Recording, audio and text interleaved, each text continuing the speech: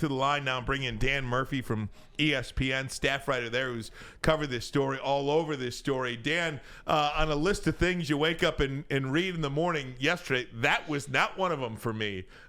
Just the shock, first and foremost, of the allegation against Mel Tucker yesterday. What did you make of this as a whole?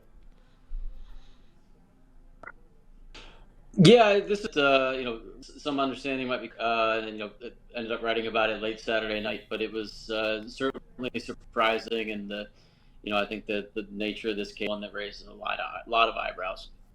Hey, Dan, the question for me is more with the university and how they've handled this. I mean, because at this specific university, you'd feel like, at least you want the process and everything to go the way it should be. Yesterday, Alan Haller said he heard about the allegation in December. He got the report, the independent report, in July.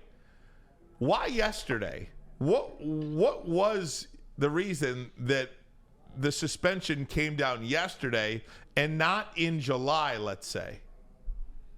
There was a lot of confusion after yesterday's press conference about what Alan Haller and the rest of the MSU administration knew and when.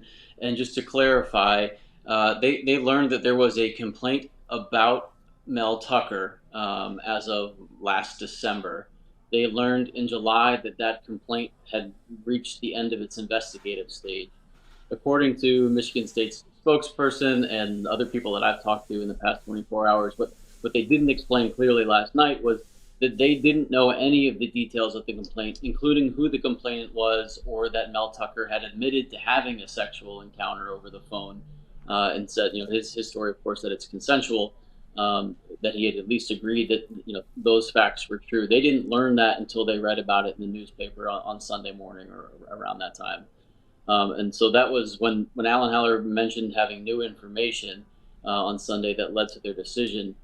Because of the way that these processes are set up in the Title IX world, the direct boss of somebody who's been accused of a sexual assault or sexual misconduct violation is intentionally withheld, so that, in this case, right, if Alan Haller knew what the complaint was about and who was involved, there is a potential that somebody in that position would use that information to intimidate a witness or to kind of change the outcome of an investigation. So they intentionally set this up so somebody in Haller's position and somebody in the university president's position doesn't know the details of one of these cases until it's fully resolved, which this case is still open. But because they learned about things through the stories reported over the weekend, they had some new information, namely that Tucker had admitted that this happened, right? That parts of this were no longer in dispute. And I think that's the new information they refer to as why they decided to suspend him without pay this weekend.